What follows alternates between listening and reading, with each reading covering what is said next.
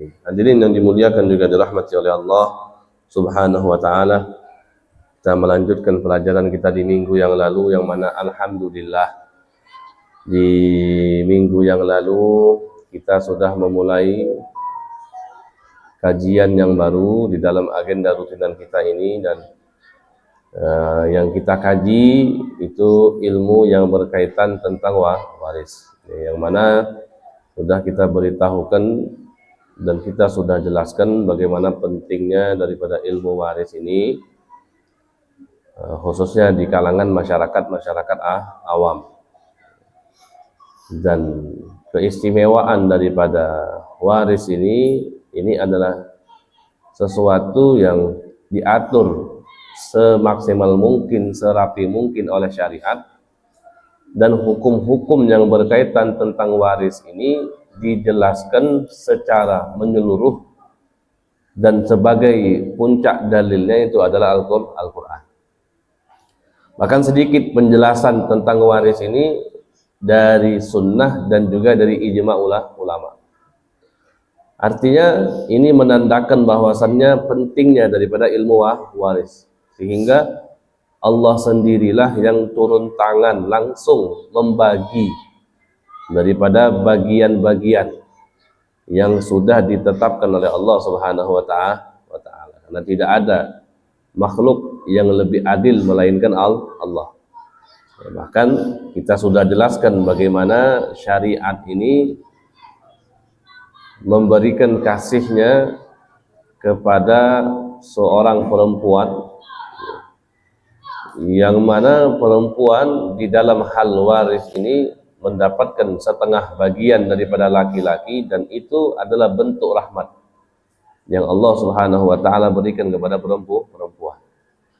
Karena yang sudah kita jelaskan juga bahwasannya sebelum zaman diutus Nabi besar Muhammad SAW, itu perempuan sama sekali tidak mendapatkan waris, ya.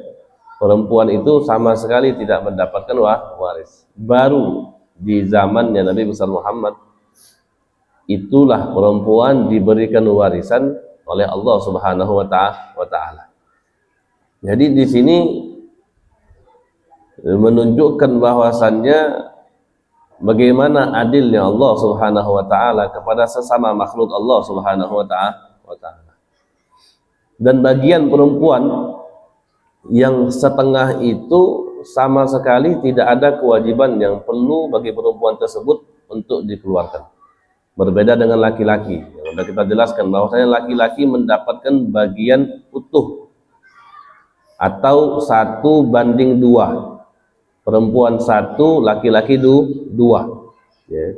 Kenapa laki-laki 2? Karena laki-laki mempunyai banyak sekali kewajiban yang harus dikeluarkan, sedangkan perempuan tidak ada sama sekali kewajiban yang harus mereka keluarkan. Sehingga ini adalah bentuk daripada rahmat, lutuf, dan perhatian Allah Subhanahu wa taala kepada semua makhluk Allah. Dan ini bentuk bahwasanya Islam itu sangat mensejahterakan dan mengangkat martabat daripada perempuan. Karena Nabi besar Muhammad di dalam salah satu wasiat dalam Hajjatul Wada, beliau mengatakan usikum bin nisa'i khaira. Ya, kata Nabi, saya memberikan wasiat kepada kalian, titipan untuk kalian agar berbuat baik kepada perempuan. Nah, di zaman dahulu perempuan itu tidak ada martabat sama sekali, tidak ada kedudukan sama sekali. Bahkan ketika seseorang mendapati istrinya melahirkan anak perempuan, pilihan mereka 2 cuma. Mereka kubur hidup-hidup anak perempuan yang lahir, atau mereka pasang muka tembok, nahan malu. Mereka nggak bunuh anaknya, tapi mereka nahan malu. Tapi ketika datang yang Islam, di situ Allah Subhanahu wa taala sedikit demi sedikit mengangkat daripada martabatnya perempuan. Salah satunya yang berkaitan tentang waris.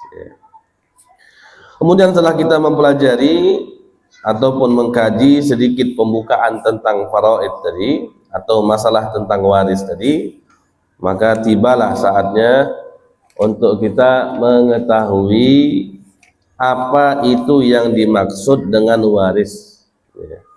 Apa pengertian waris, baik itu menurut bahasa ataupun menurut syariat. Ya. Waris menurut bahasa itu adalah intigalus syai' min syakhsin ila syakhsin. Waris menurut bahasa, pengertian bahasa itu berpindahnya sesuatu. Berpindahnya sesuatu min syakhsin, dari seseorang, ila syakhsin, ke seseorang yang lain. Ya, waris menurut pengertian bahasa intiqalus syai', berpindahnya sesuatu min syakhsin, dari seseorang ke seseorang yang lain. Itu pengertian waris menurut bahasa. Berpindahnya sesuatu, sesuatu ini banyak. Ya. Sesuatu bisa kita artikan harta itu sesuatu. Ilmu itu maksud di dalam kategori sesuatu. Martabat, kedudukan, kemuliaan, pangkat itu juga maksud di dalam kata sesuatu. Nah, ini waris menurut istilah bahasa, berpindahnya sesuatu dari seseorang ke seseorang yang lain. Makanya Nabi salah satu di dalam hadisnya beliau mengatakan al ulama warasatul anbiya. Ulama itu pewarisnya para nabi. Apa yang diwarisi ulama daripada nabi? Harta tidak. Tapi yang diwarisi ulama dari nabi itu adalah ilmu. Ilmu, akhlak, kedudukan orang yang berilmu, itu yang diwarisi ulama daripada anbiya. Nah, ini maksud juga di dalam kategori waris. Berpindahnya sesuatu dari seseorang ke seseorang yang lain, tapi menurut istilah bahasa. Bahasanya secara umum itu juga masuk di dalam kategori waris. Tapi nanti secara khusus yang dimaksud dengan waris itu apa? Nah, itu nanti pengertiannya di dalam kategori syariat. Ya.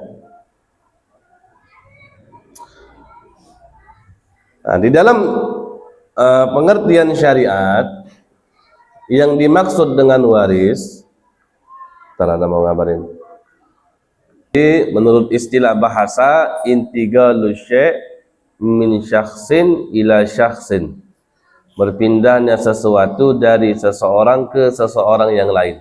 Maka menurut istilah bahasa makna waris itu lebih umum. Ya, karena sesuatu itu bisa banyak diartikan. Harta, kedudukan, ilmu, pangkat, jabatan, dan yang lainnya. Ya, dia nyalon DPR nggak terpilih, DPR yang terpilih mati, PAW. Nah, itu namanya waris. Ya, itu namanya waris. PJ bupati, PJ wali kota, dan yang lainnya. Itu bisa semuanya diartikan waris. Nah, sekarang waris menurut istilah syariat, ya, waris itu apa? Menurut istilah syariat, waris itu hakun qabilun litajazzi, hak yang menerima bagian. Hak yang menerima bagian. Maksudnya apa? Hak yang menerima bagian. Waris ini sesuatu yang bisa dibagi. Ya, sesuatu yang bisa dibagi. Hak yang menerima bagian. Bisa dibagi dia. Berbeda dengan misalnya orang jadi wali nikah. Misalnya ada seorang perempuan, dia punya saudara 3. Kira-kira yang jadi wali nikah itu 1 atau bisa dibagi 3, sepertiga. Bisa nggak? Nggak bisa. Nggak bisa dibagi. Tapi kalau waris bisa dibagi. Maka waris menurut istilah syariat hakun qabilun litajazzi, hak yang menerima bagian. Yang menerima bagian. Maksud menerima bagian itu sesuatu yang bisa dibagi, sesuatu yang bisa dibagi. dimustahik kepada orang yang berhak. Ya. Hak yang menerima bagian dan diberikan kepada orang yang berhak. Ba'da mauti man lahu dzalik, setelah kematian orang yang memiliki hak tersebut. Setelah kematian orang yang memiliki hak tersebut, ya. Menerima bagian, atau bahasanya harta yang bisa dibagi. Ya sebut li mustahik, diberikan atau ditetapkan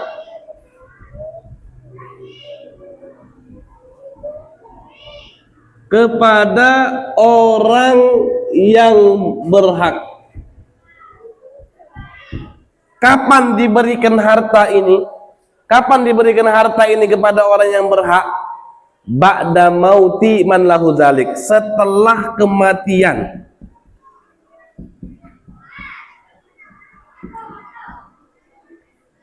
orang yang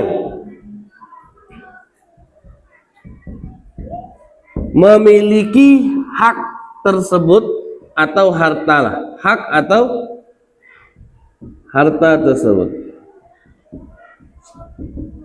Belum habis ini. Belum habis. Anda jelasin dulu. Apa waris? Waris itu adalah hak atau harta yang menerima bagian. Apa maksud yang menerima bagian? Harta yang bisa dibagi. Harta yang bisa dibagi. Sesuatu yang bisa dibagi. Karena ada sesuatu yang tidak bisa dibagi.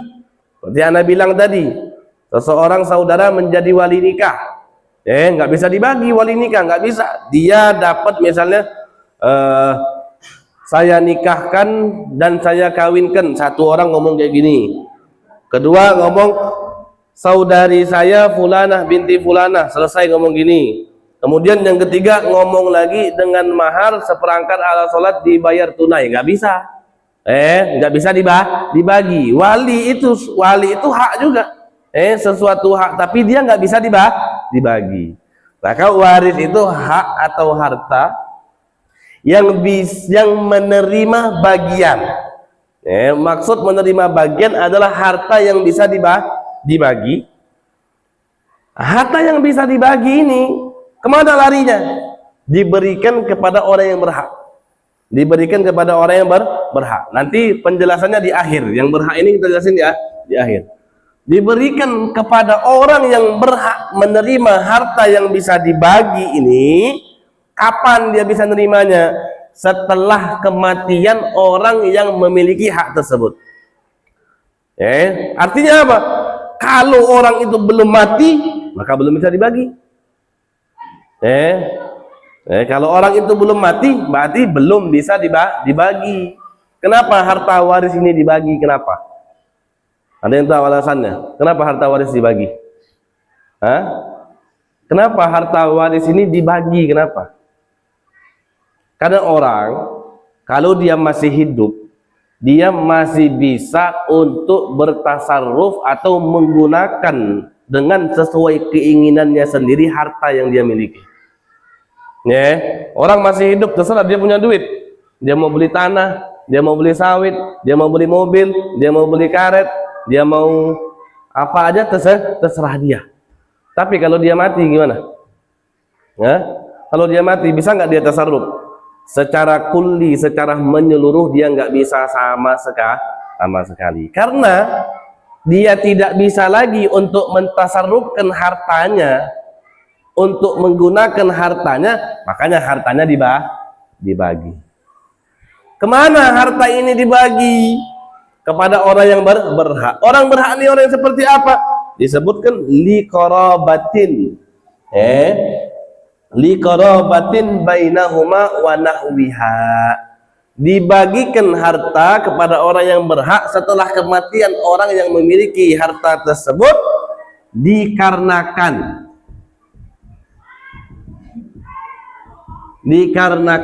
hubungan antara keduanya.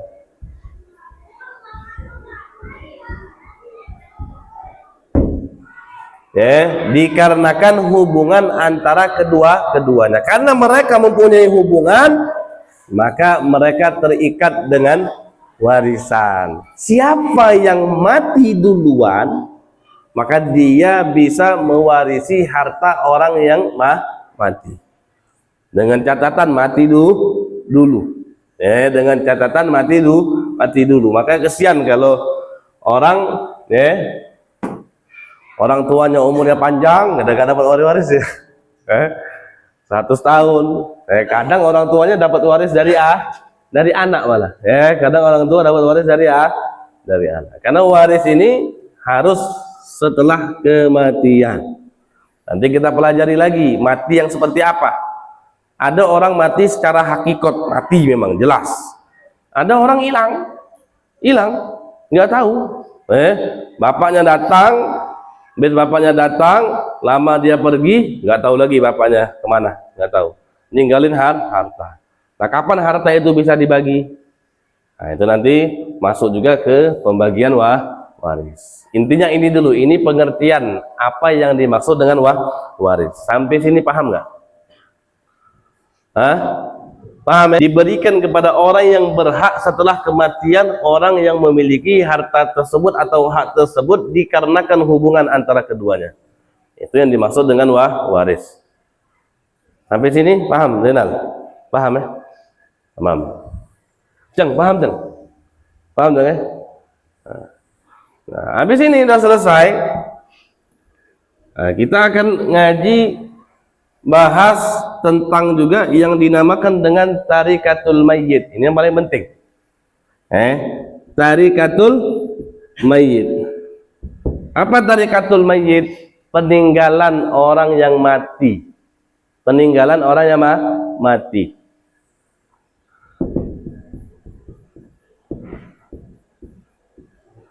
Peninggalan orang mati. Orang mati kan kadang dia ninggalin rumah, ninggalin harta, ninggalin tanah, ninggalin kendaraan, ninggalin harta. Nah, hartanya ini larinya kemana? Harta ini larinya kemana? Apakah harta ini langsung larinya ke waris? Atau ada beberapa hal yang harus dikeluarkan daripada peninggalan mayit ini sebelum adanya pembagian waris. Nah, di dalam pendapat Asy-Syafi'iyah, harta peninggalan mayit ini terkait dengan 5 hal. Terkait dengan 5 hal. Ini menurut pengertian Asy-Syafi'iyah yang lebih umumnya, karena kita bermazhab Syafi'i, harta waris itu ada 4 hal dulu yang harus wajib dikeluarkan bagi orang waris tersebut. Yang pertama apa? Disebutkan di dalam kitab Zubdatul Hadis, takmilah Zubdatul Hadis fi Ilmil Faraid, karangannya daripada Al-Habib Muhammad bin Salim bin Hafid, abahnya Al-Habib Umar bin Hafid. Di sini beliau mengatakan yang berkaitan tentang peninggalan mayit itu ada 5 hukuk murattabah. Hukuk murattabah, hak-hak yang tersusun. Maksudnya kita dari awal, ini dulu, habis ini yang kedua, habis yang kedua, yang ketiga, habis yang ketiga, yang keempat, habis yang keempat, baru yang kelima. Di sini beliau mengatakan yang pertama apa? Beliau bilang yang pertama al-haq al-muta'alliq bi ainit tarikah kazakah warrahan wal jinayah. Hal-hal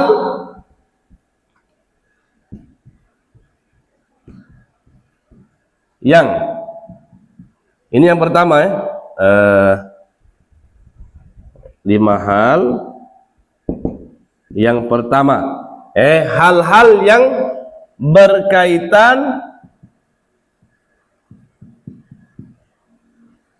dengan harta peninggalan mayit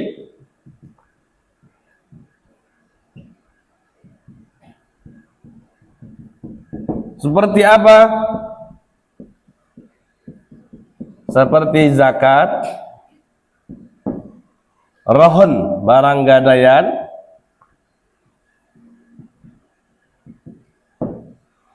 Kemudian al-jinayah. Jinayah ini kriminal mungkin yang dia lakukan. Berarti dia bunuh orang. Orang kalau bunuh itu dikisos, tahu aja dia mati, harus dia bayar dia. Atau dia misalnya motong tangan orang. Kalau dia motong tangan orang, berarti kalau dia meninggal tangannya juga belum dipotong, berarti dia harus bayar dia tangan dipotong itu berapa.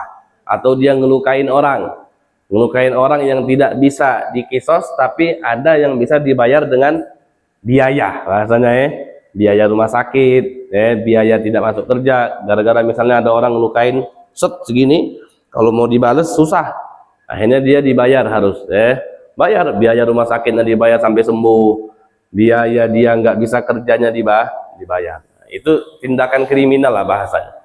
Jadi yang pertama yang harus dikeluarkan dulu hal-hal yang berkaitan dengan harta peninggalan mayit seperti zakat. Zakat. Si mayit punya zakat yang belum ditunaikan. Ini pendapat Syafi'i ya. Kalau pendapat Imam Hanafi nggak wajib dikeluarkan karena zakat itu sesuatu hal yang berkaitan dengan Allah Subhanahu wa Ta'ala. Tapi Imam Syafi'i yang pertama ini yang harus dikeluarkan. Zakat, seperti zakat, barang gadaian ataupun tindakan kriminal yang belum ditunaikan oleh orang yang meninggal. Itu yang harus dia keluarkan. Yang kedua, mu'anud tajhiz bil ma'ruf. Biaya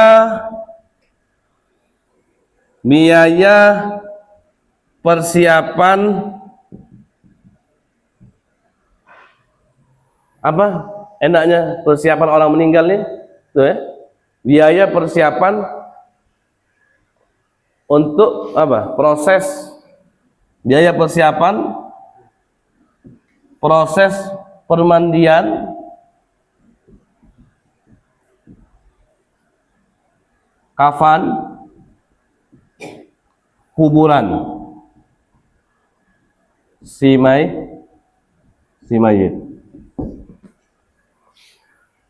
Ya dia meninggal kan, masa nggak mau ngurusin sampai ngeluarin dari duit orang yang meninggal itu buat dia sendiri kan. Nah, ini yang dia keluarkan yang kedua. Bil ma'ruf itu artinya sekadarnya saja, ala kadarnya saja. Yang memenuhi standar syariat. Laki-laki bagaimana kafannya, perempuan bagaimana kafannya, itu. Jadi yang harus dikeluarkan dari peninggalan orang mati. Ingat peninggalan orang mati. Berarti nggak wajib kita ngeluarkan duit. Ini hukum loh, anak nggak berbicara tentang pelit atau nggak berbakti. Ini kita berbicara tentang hukum dulu.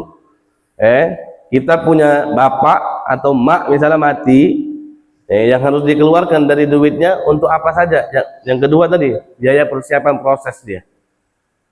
Untuk si mayit, dari nyewa orang yang mandikan, kemudian nyewa orang yang gali kuburannya, terus beli kafannya, itu semua dikeluarkan dari uangnya si mayit. Kecuali istri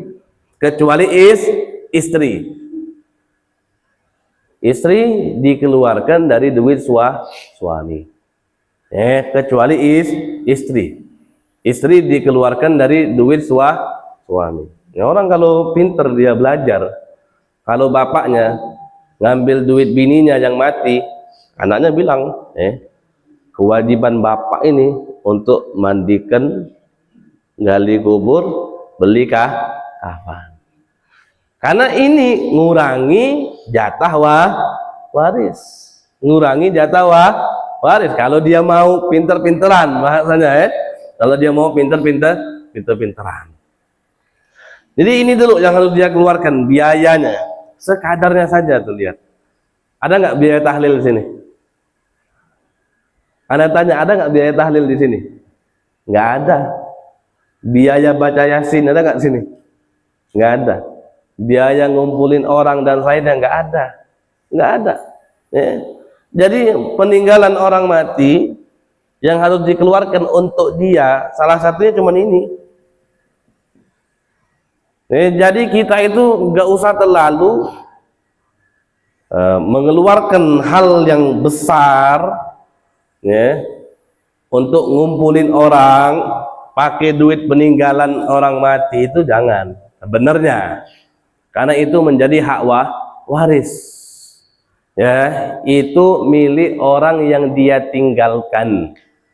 Kalau ada satu orang saja yang dia tinggalkan tidak ridho duit ini dipakai untuk biaya tahlilan,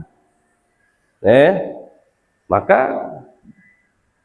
ya, kita pakai duit orang tanpa hak. Ya, kita pakai duit orang tanpa hak karena itu udah jadi haknya dia. Itu udah jadi haknya dia. Bukan haknya si mayit lagi. Mayit gak ada kepemilikan di dalam barang tersebut, gak ada lagi, udah selesai. Itu betul-betul miliknya orang yang dia tinggalkan. Gitu. Makanya kita lihat, kalau memang anak-anaknya, istrinya, atau orang-orang yang dia tinggalkan itu berduit, bahasanya berkemampuan cukup, bisa untuk menghidupi diri mereka bertahun-tahun lamanya, maka nggak masalah kalau dia mau keluarkan uang untuk biaya ngumpulkan orang, baca tahlil berhari-hari dengan uang yang puluhan juta, itu nggak masalah. Ya. Tapi kalau itu memberatkan, orang itu makan nggak makan, insya Allah mau hadir tahlil. Mau hadir tahlil. Karena ini memang hukum alam bahasanya. Kita baik sama orang, kita doakan orang, maka kita juga akan mendapatkan karmanya. Kita bakal setelah mati didoakan sama orang, ditahlilkan sama orang, dibaca yasinkan sama orang. Kan seperti itu. Nah ini sedikit untuk tadi ya, untuk agar kita paham saja. Agar kita paham, bukan kita bukannya kita tidak setuju dengan adanya di beberapa tempat dengan biaya tahlil yang begitu beratnya, enggak. Tapi tadi kalau menyusahkan orang yang ditinggalkan, mending mending duitnya itu dipakai untuk kehidupan mereka sehari-hari. Seperti itu. Tahlil ala kadarnya. Kalau di Palembang itu hari pertama, hari kedua masih kopi aja, kopi susu masih. Hari ketiga baru ada makanan ringan, tapi bukan nasi, makanan ringan. Habis itu hari ketujuh sama makanan ringan, yang biayanya nggak besar, biayanya nggak besar. Ini penting ya, kita tahu hal ini penting. Itu yang kedua. Ya. Kemudian yang ketiga yang berkaitan tentang hartanya orang meninggal, ad-duyun al-mursalah, hutang piutang. Hutang piutang.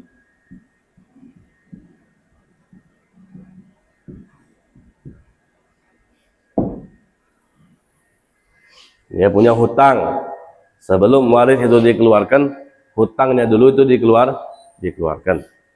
Hutang dulu. Hutang ini paham lah ya, masalah hutang paham kita ya, masalah hutang paham. Kemudian yang keempat, al-wasaya bitulus famadunahu li ajnabi, wasiat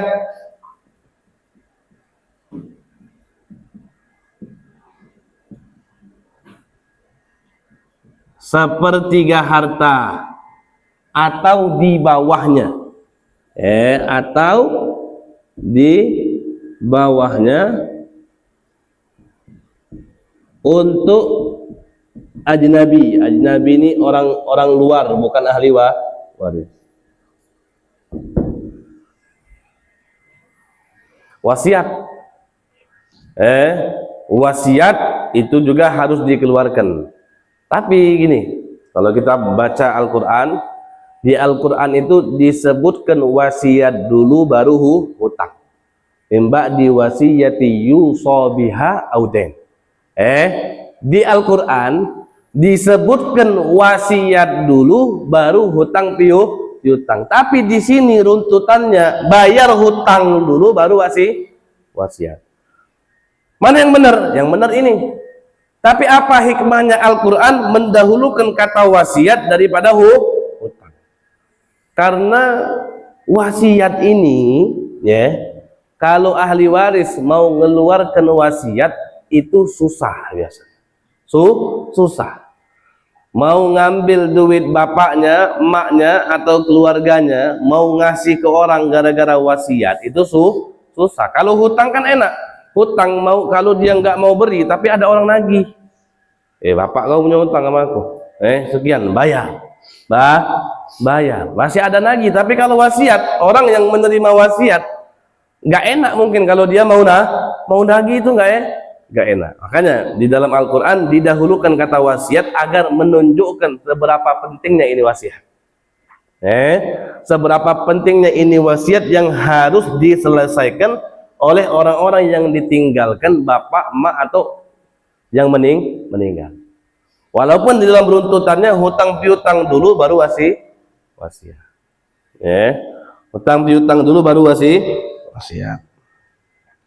Selesai ini, kemudian yang kelima baru yang dinamakan dengan waris. Yang kelima baru waris.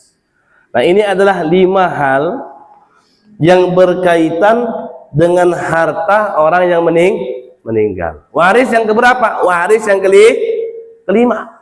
Waris yang kelima. Yang pertama, hal-hal yang berkaitan dengan harta peninggalan mayit, zakat, barang gadaian, atau tindakan kriminal yang dia lakukan yang belum ditunaikan haknya, harus dia keluarkan. Biaya persiapan proses pemandian, kafan, kuburan si mayit, baik itu nyewa orang ataupun hal-hal yang lain, itu harus dikeluarkan. Hutang piutang harus dikeluarkan. Wasiat sepertiga harta atau di bawahnya untuk ajnabi, karena kalau wasiat itu di atas sepertiga tidak sah. Ada orang bilang, saya wasiatkan setengah harta saya untuk fulan. Nah, setengah ini nggak sah. Tapi di dalam ucapannya yang berlaku itu hanya 1/3. 1/3 sah. Walaupun dia ngomong setengah, tapi yang berlakunya 1/3. Setengahnya nggak berlaku, tapi berlakunya 1/3. Atau di bawah 1/3 pun, maka wasiatnya itu dianggap sah. Wasiatnya dianggap sah. Dan wasiat ini wajib hukumnya. Wajib hukumnya harus ditunaikan. Wasiat mayit wajib hukumnya harus ditunaikan. Baru yang kelima waris. Baru yang kelima waris. Berarti waris ini nomor 5. Ini dulu, baru waris. Lihat bapaknya. Ada barang gadaian nggak yang masih digadai yang belum dia balikkan atau yang belum dia tunaikan? Lihat. Zakat, yang berkaitan dengan bapaknya ada nggak yang belum dia keluarkan? Lihat. Karena bapaknya punya duit 100 juta yang udah nyampe nisab, yang udah nyampe haul, tapi belum sempat dikeluarkan bapaknya, maka dikeluarkan itu duit zakat. Seperti itu, misal contoh, biaya persiapan proses pemandian, kafan, kuburan si mayit, ala kadar. Disebutkan dalam kitab ini, bukan ana ngomong, bil ma'ruf.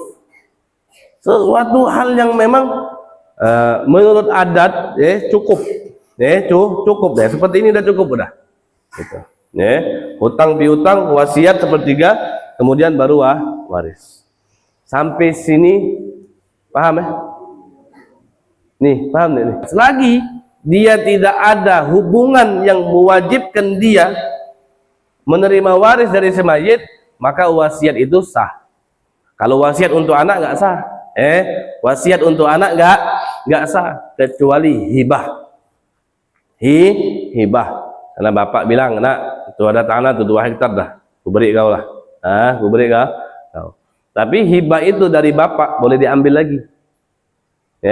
Hibah dari bapak boleh diambil. Misalnya dia ngelihat anaknya nggak terlalu rapi ngurusnya atau males, diambil lagi sama dia. Boleh, boleh. Selagi hal itu mungkin belum dijual oleh anaknya, boleh bapak itu ngambil.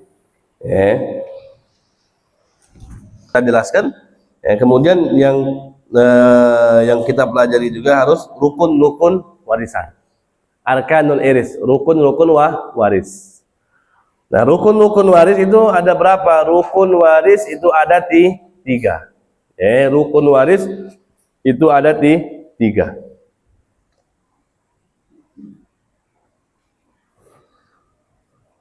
Rukun waris ada tiga.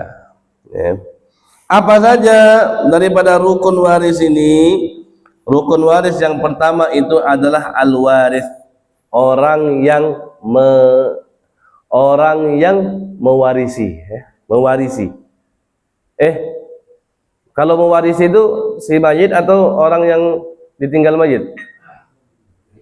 Orang yang ditinggal mayit dia yang dapat waris kan? Waris ini adalah orang yang dapat waris. Orang yang mewarisi berarti. Orang yang dapat waris.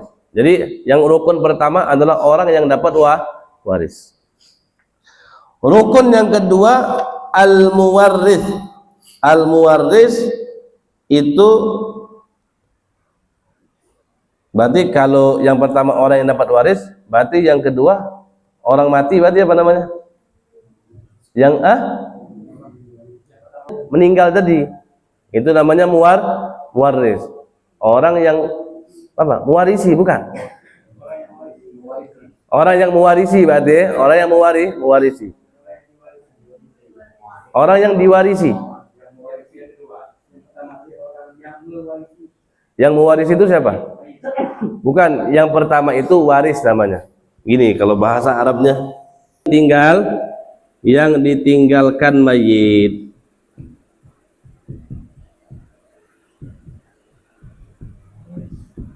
Nah, ini tiga rukun. Ini tiga rukun yang berkaitan dengan waris. Jadi ada waris, ada muwarris, ada maurus. Waris itu orang yang mendapatkan warisan. Muwarris itu adalah orang yang meninggalkan warisan, yang mati dan meninggalkan harta. Al-maurus, harta yang ditinggalkan mayit. Tiga ini harus ada. Tiga ini harus ada. Artinya apa? Kalau tiga ini nggak ada, maka nggak ada yang namanya waris. Tiga ini harus ada. Kalau tiga ini nggak ada waris. Misalnya warisnya ada, orang yang menerima warisnya ada, orang yang meninggalkan warisan ada, tapi harta nggak ada, bapaknya miskin. Baju dia nggak tinggalkan, nggak ada sama sekali, harta yang ditinggalkan sama sekali nggak ada. Ada nggak yang dia dapat waris? Nggak ada itu. Nggak ada dapat waris. Atau orang mati ada, harta ada, tapi orang yang menerima warisan itu sama sekali nggak ada. Nggak terjadi waris berarti. Nggak terjadi waris. Itu nanti ada hukum-hukumnya. Ada hukum-hukumnya. Kayak ada namanya nanti zawil arham, kerabat yang nggak dapat waris. Bagaimana hukumnya? Baitul mal nanti tempat baitul mal bahasa Indonesianya? Tempat harta-harta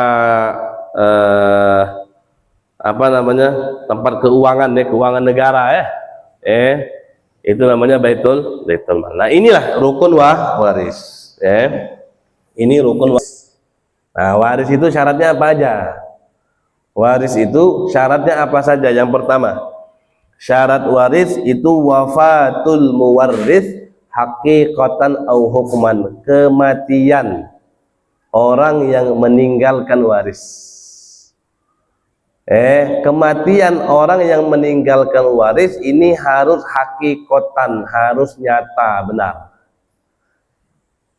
Harusnya nyata, benar dia ini mati. Nggak bisa kita cuman berandai-andai. Mungkin dia mati. Nggak bisa. Harus benar-benar ini orang mati. Au hukman, atau secara hukum dia mati. Tadi yang Anda jelaskan, misalnya ya kan, apalagi kalau kasus sih di Habib Umar bin Hafid, kitab yang kita pelajari juga, Takmilah Zubdatul Hadis yang dikarang oleh Habib Muhammad bin Salim bin Hafiz, itu kan beliau kan diculik. Habib Muhammad bin Salim ini diculik. Nah, nggak tahu mati atau enggaknya, kuburannya nggak tahu di mana. Tapi semenjak dia diculik itu nggak pernah balik sama sekali. Udah nggak pernah balik lagi. Nggak tahu kita dia mati atau belum. Nah, bagaimana hukumnya dilihat? Nanti hakim menilai. Misalnya Habib Muhammad ini, dia ini hidup di masa siapa? Hidup di masa fulan misalnya. Nah, orang-orang yang hidup sezaman sama Habib Muhammad bin Salim di zaman ini misalnya masih hidup atau tidak? Salah satu penilaiannya itu kan dilihat. Orang yang hidup di zamannya Habib Muhammad ini semuanya udah mati semua. Semuanya udah mati semua. Makanya hakim baru bisa mengumumkan bahwasannya Habib Muhammad bin Salim ini sudah meninggal. Nah, itu dengan keputusan hakim, tentunya dengan adanya dalil-dalil ya, bukti-bukti yang menyebabkan keputusan itu bisa kita putuskan bahwasannya ini orang mati. Nah, itu berarti kematian orang yang meninggalkan waris secara hukum, bukan secara hakikatan. Kalau hakikatan itu nyata betul kita lihat. Kita punya orang tua mati, kita yang nguburin, kita yang mandikan, atau kita lihat video dia dimandikan jauh, misalnya dia dikuburin, udah nyata itu mati. Nah, itu adalah salah satu syarat waris. Ulangi lagi, salah satu syarat waris, kematian orang yang meninggalkan waris secara hakikatan nyata, benar, pasti, atau hukman, atau secara hukum, atau secara hukum.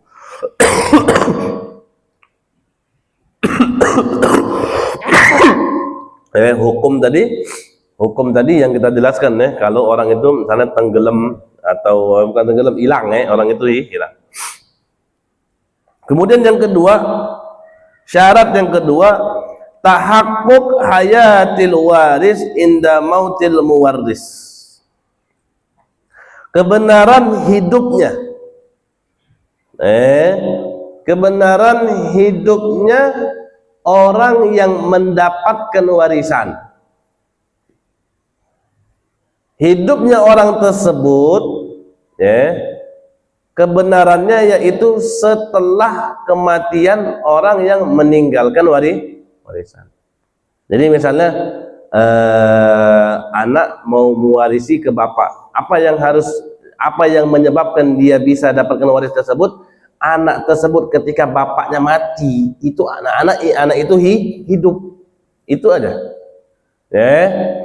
Kalau misalnya tadi belum jelas siapa yang mati duluan, maka nggak bisa dibagi waris. Misal nih, kan kalau misalnya Allah kita minta jangan terjadi dalam kita, ada orang kecelakaan, misalnya ini kadang kita lewatin semua, pesawat kita naik pesawat, motor kita naik motor, mobil naik mobil, kapal Palembang Bangka bisa naik kapal ini.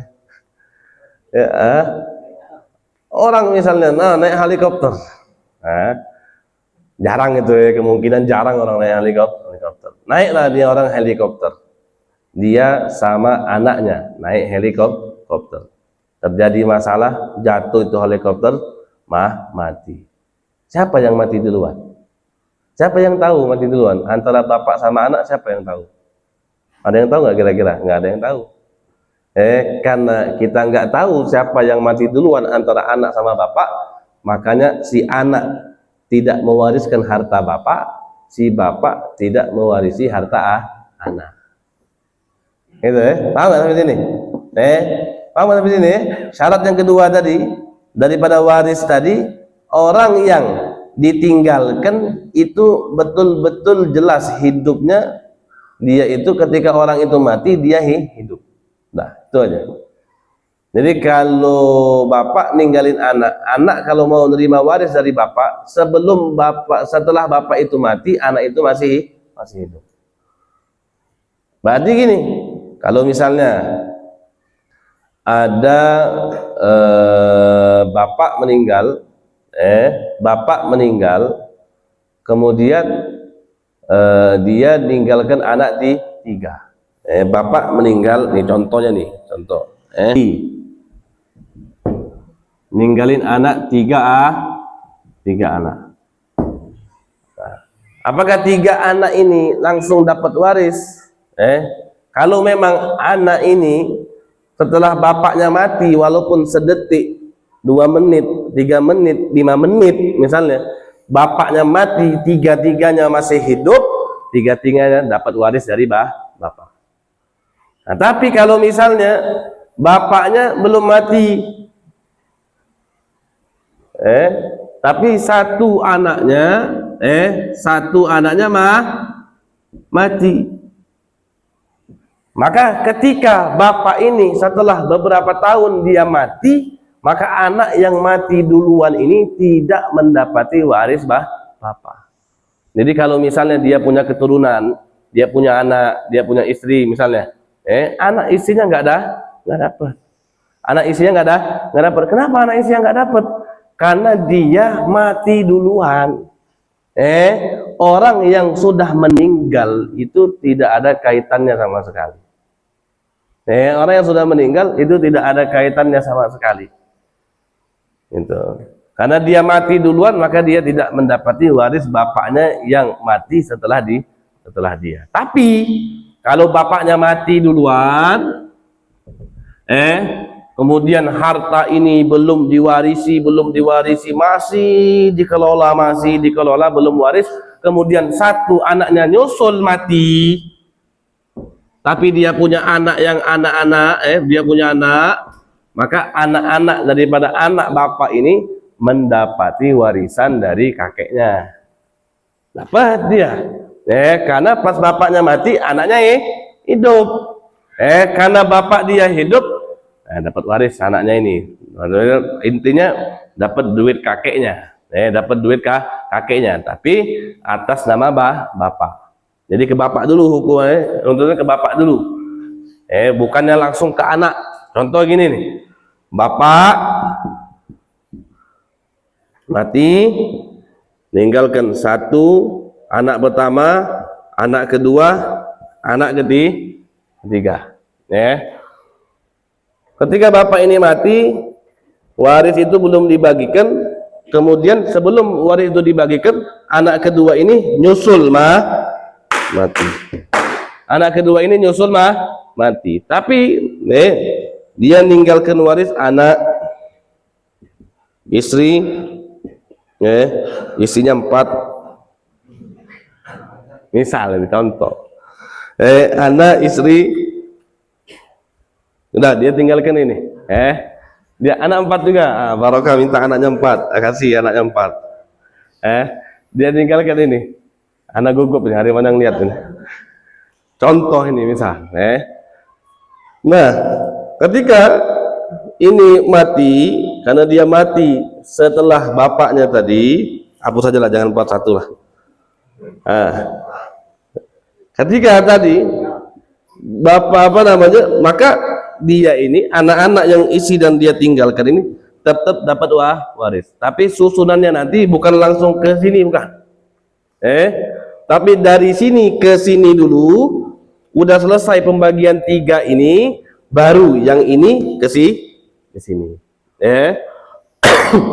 Jadi bagiannya nggak langsung dia ke atas, enggak. Ke sini dulu. Ini udah selesai.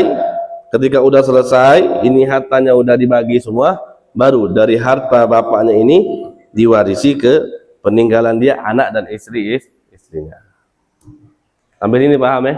Jadi yang kedua tadi apa syaratnya? Orang yang ditinggalkan itu benar-benar masih hidup setelah kematian si mayit. Jadi betul dia hidup.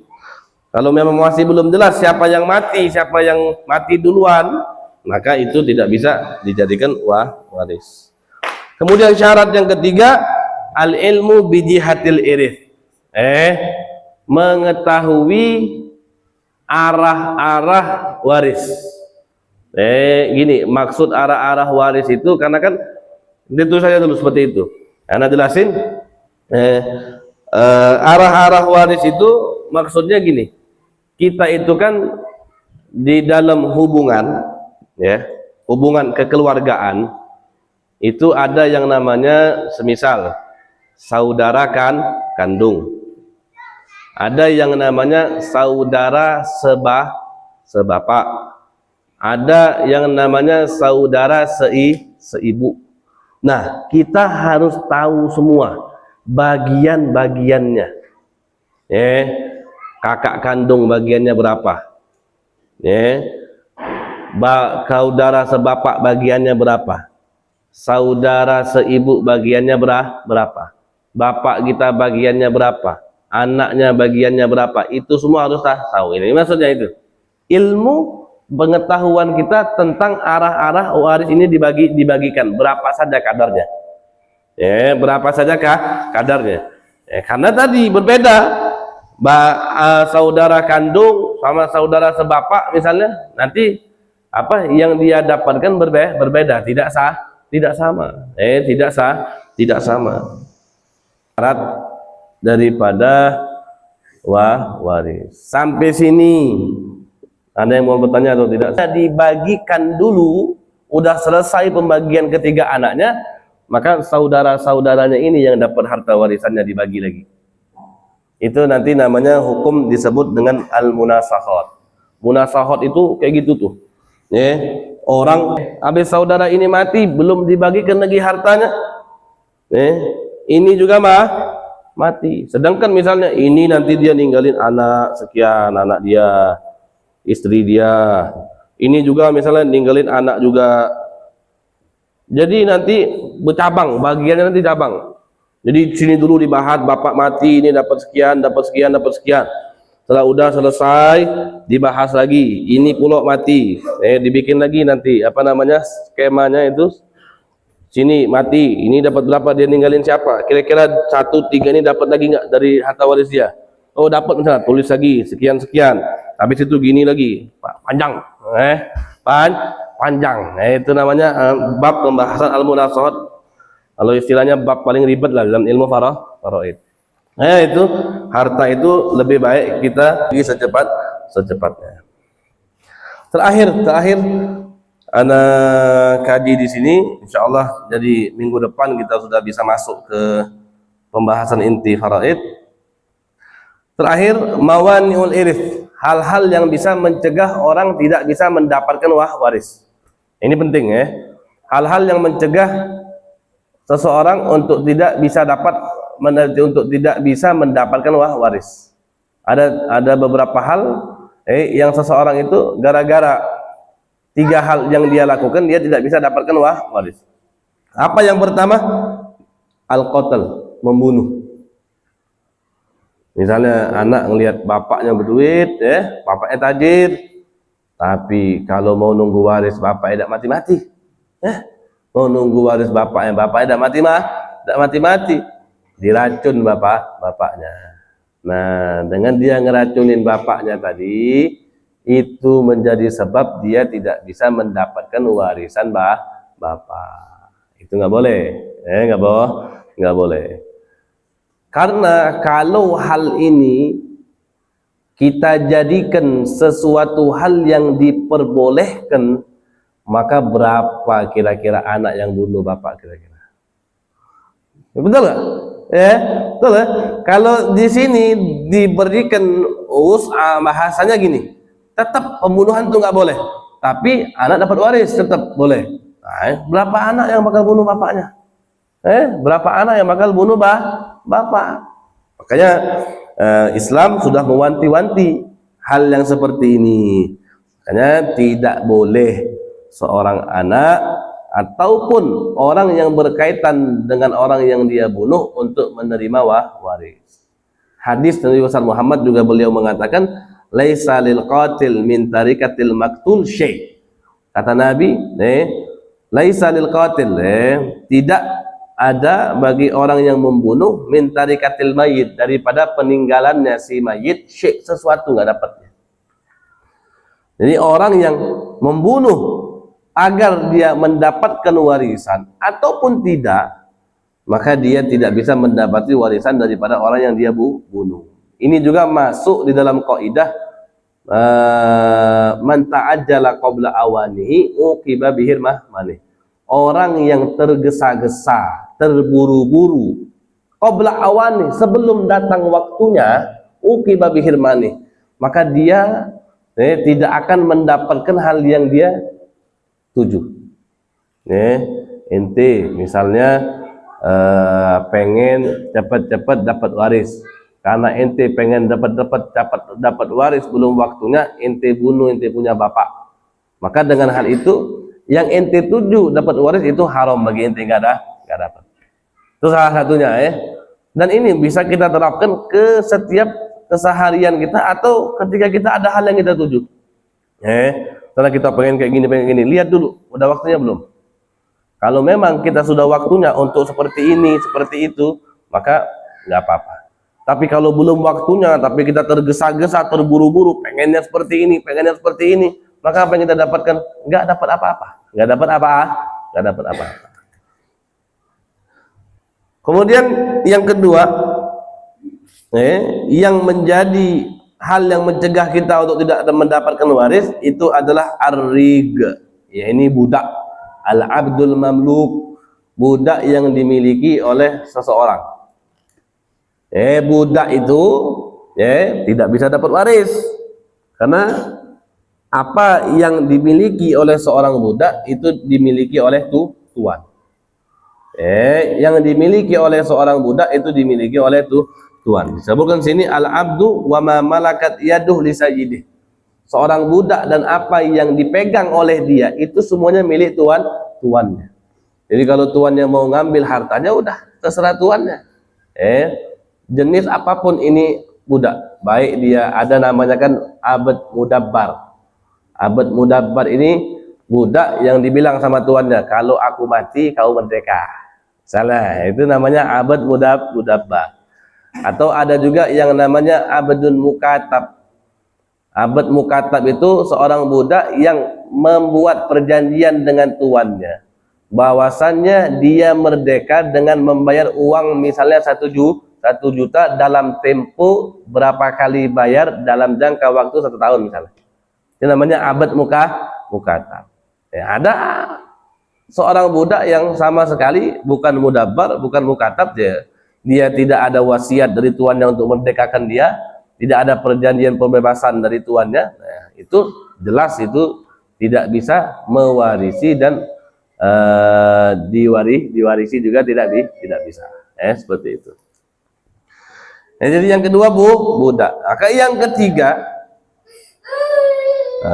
yang mencegah seseorang untuk mendapatkan waris, yang ketiga itu adalah ikhtilafuddin, perbedaan agama. Perbedaan agama itu mencegah seseorang untuk tidak bisa saling mewarisi. Nabi mengatakan la yarithul muslimu al-kafira walal kafiru al-muslima. Seorang muslim tidak mewarisi dari orang kafir dan orang kafir juga tidak mewarisi dari orang muslim. Ini satu lagi bahasan yang Anda lupa, asbabul iris. Satu lagi, tanggung. Sebab-sebab waris. Sebab-sebab waris. Sebab-sebab waris itu ada 3. Sebab-sebab waris itu ada 3. Yang pertama apa? Yang pertama sebab-sebab waris itu adalah nasab.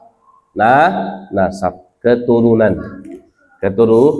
Bapak, anak, emak, kakek, jidah dari bapak, itu yang bisa menjadi penyebab untuk dia mendapatkan waris, paman, dan yang lain-lainnya.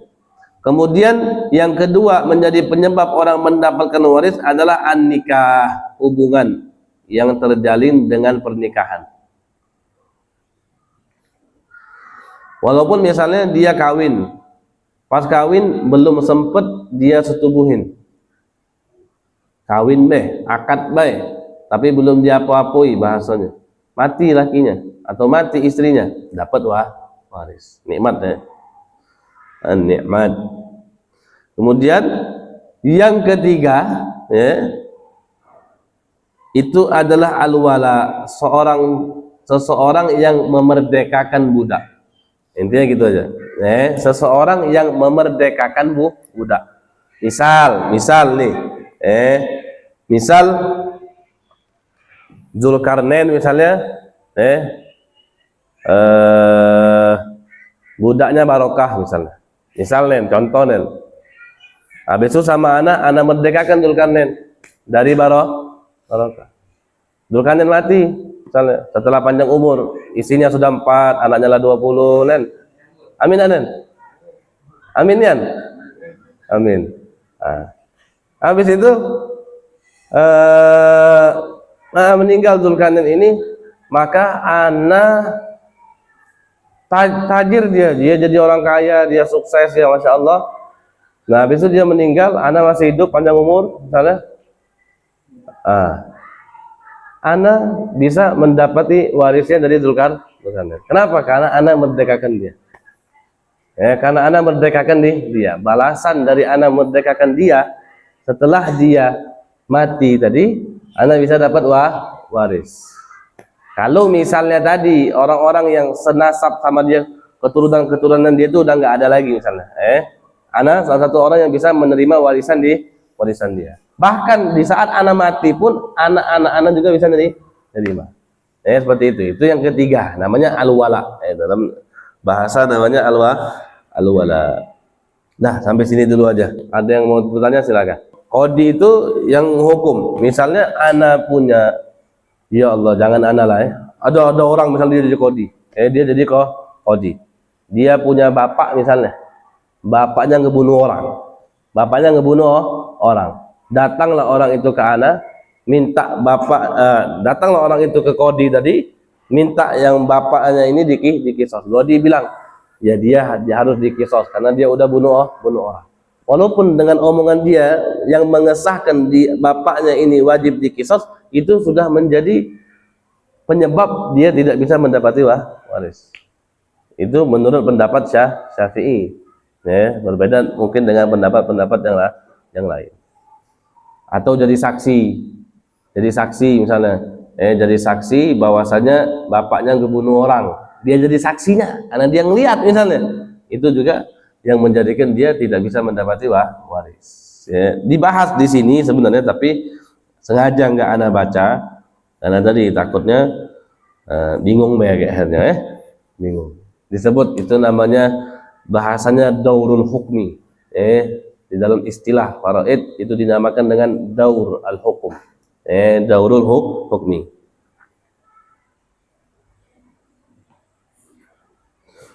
Ada lagi sampai sini, Fadal? Ada yang mau bertanya lagi? Silakan.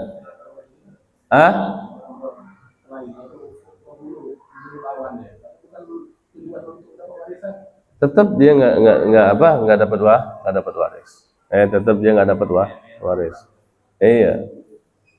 Tetap dia nggak dapat waris. Fadal yang mau bertanya silakan.